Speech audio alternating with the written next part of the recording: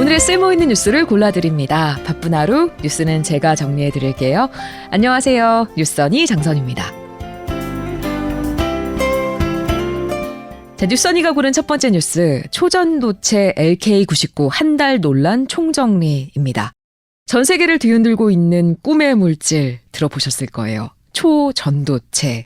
우리나라의 연구자들이 이걸 세계 최초로 만들어냈다고 해서 전 세계가 난리가 났죠. 그래서 오늘은 최근 벌어진 초전도체 사태에 대해서 쉽게 풀어서 이야기해드릴게요. 자, 그럼 초전도체라는 게 뭐냐? 보통 금이나 은, 구리같이 전기가 잘 통하는 물질을 영어로 컨덕터라고 하거든요. 여기에 세미를 붙이면 특별한 조건에서만 전기가 통하는 반도체가 되죠. 그리고 종이나 유리같이 전기가 아예 안 통하는 걸 부도체라고 합니다. 초전도체는 영어로 슈퍼컨덕터, 전기가 아주 잘 통하는 물질이라는 말이에요. 근데 우리가 과학 시간에 배웠죠. 세상의 모든 물질은 전기 저항이 있습니다. 이 전기 저항력이 낮을수록 전기가 잘 통하는데 초전도체는 전기 저항이 아예 0이에요. 근데 이걸 우리나라 연구회사에서 개발했다고 하니 엄청난 일이 벌어진 거죠. 지난 7월 22일 국내 민간 연구회사 퀀텀 에너지 연구소가 논문 사전 공개 사이트 아카이브에 올린 논문을 통해 상온 상압 초전도체, 이름은 LK99를 개발했다고 발표했습니다. 약 20년 동안 연구한 결과였죠.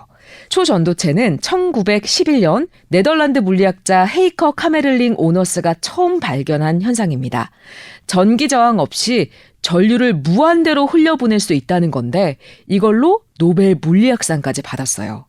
다만 지금까지는 영하 20도 이하, 그리고 아주 높은 압력, 100만 기압 이상, 이런 특수한 조건에서만 초전도 현상이 나타난 거라 상온 상압에서 가능한 초전도체가 개발되면 말 그대로 혁명이 되는 거였습니다. 그런데 이번에 화제가 된 건 상온 상압 초전도체거든요. 우리가 생활하는 보통의 온도와 또 기압에서 초전도 현상을 보인다는 거라 일상 곳곳에서 편리하게 활용될 수 있게 되는 겁니다. 상온 상압 초전도체가 만들어지면 인류의 미래를 뒤바꿀 거다라는 전망이 나왔죠. 저항이 없으면 발열도 전기 손실도 없잖아요. 이걸 이용해서 발열 없는 전자기기, 전기 손실 없는 송전선을 만들 수 있는 거예요. 사실상 전기를 사용하는 모든 기술에 혁신이 일어나는 거죠. 에너지를 획기적으로 아낄 수 있게 돼서 지구 온난화까지 막을 수 있다라는 얘기도 나왔습니다. 예를 들어서 2배 빠른 KTX라든지 상온에서도 공중부양하는 자기부상 열차 같은 걸 만들 수 있고 핵융합, 인공태양, 양자컴퓨터 같은 각종 미래 기술 발전에도 속도가 붙을 겁니다. 초전도체에 대한 관심이 쏠리면서 관련주 엄청나게 인기가 치솟았고 화제가 되면서 밈도 등장했습니다. 자, 100년이 넘도록 아무도 상온 상압 초전도체는 만들지 못했었다고 얘기했죠. 만들었다고 주장한 적은 있지만 전부 인정되지 않았었고요. 그런데 우리나라에서 개발했다고 하니 엄청난 일이 벌어진 거죠. 어쨌든 퀀텀 에너지 연구소는 LK99의 제조법을 적은 논문을 온라인에 공개했고 전 세계 과학자들이 검증에 뛰어들었습니다. 그리고 약 한 달 만에 국제학술지 네이처가 LK99는 초전도체가 아니다라는 과학계 판단을 게재했죠. 독일 막스 플랑크 고체연구소 연구팀이 지난 14일 LK99 결정을 만드는 데 성공했는데 오히려 전기 저항이 큰 절연체, 즉 전기가 잘 통하지 않는 물질이었다고 판명한 겁니다. 연구소는 LK99가 자석 위에 떠있는 현상을 저항이 없다고 밝혔는데 독일 연구팀은 제조 과정에서 생긴 불순물인 황화구리 때문이었다고 추측했습니다. 네이처는 이에 대해 퀀텀 에너지 연구소에 논평을 요청했지만 답을 받지 못했다고 전했어요. 이런 결과가 나오자 한 달 가까이 급등과 급락을 반복했던 초전도체 관련주들 대부분 급락했습니다.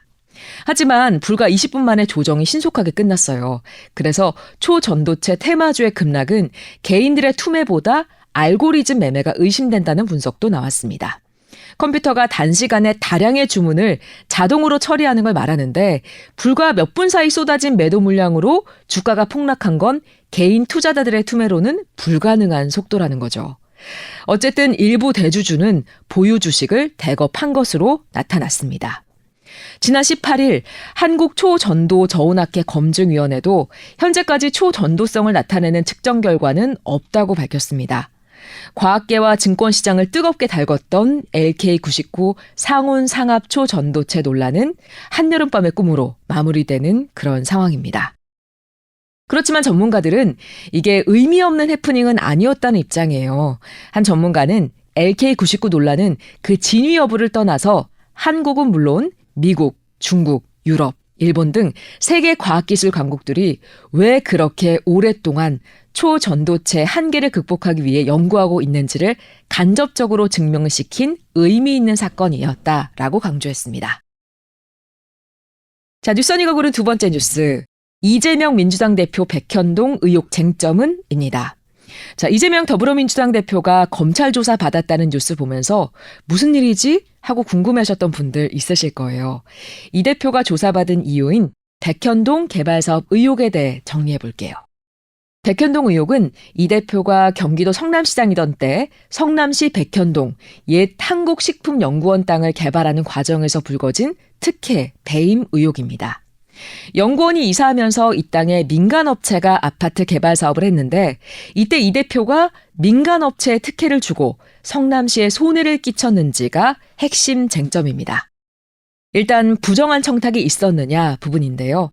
한국식품연구원 땅이 용도 지역상 아파트를 지을 수 없는 땅이었어요.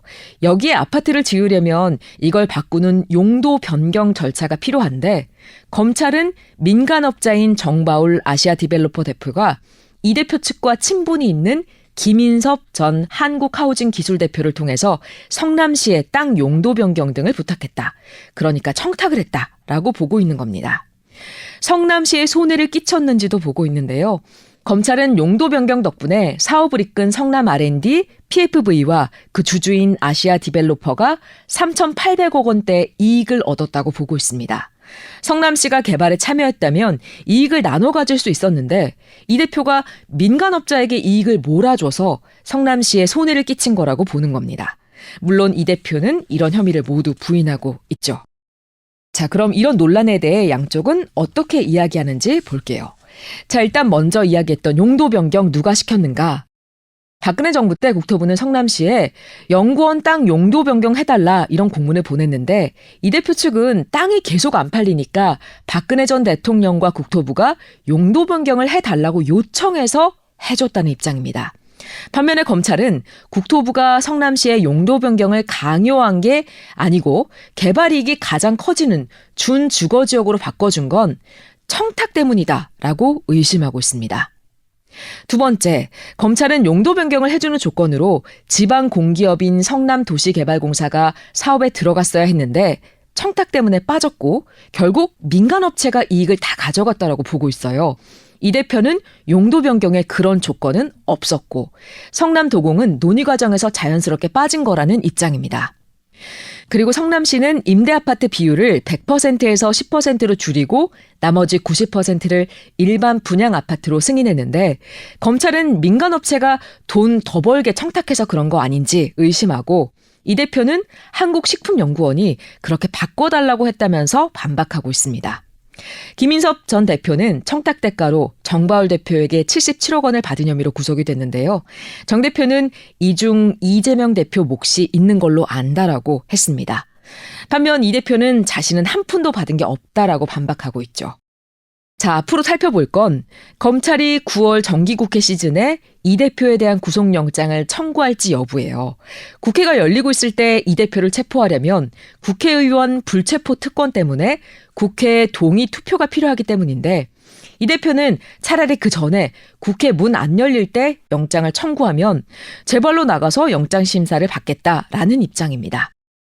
향후에는 또 이런 문제도 잘 지켜봐야겠죠. 만약에 이 대표가 구속될 경우 지지층이 역으로 힘을 모아서 내년 총선에서 민주당이 유리해질 수 있을 거라는 입장, 그리고 어쨌든 당대표 자리가 비어서 민주당 분위기가 어수선해질 거다라는 입장도 있습니다. 또 그 반대로 법원이 구속영장을 기각하면 검찰이 무리하게 수사했다라는 비판도 나올 수가 있겠죠. 이런 부분을 잘 지켜봐야겠습니다. 자, 오늘 뉴스원이가 준비한 소식은 여기까지입니다. 오늘 하루도 행복하세요.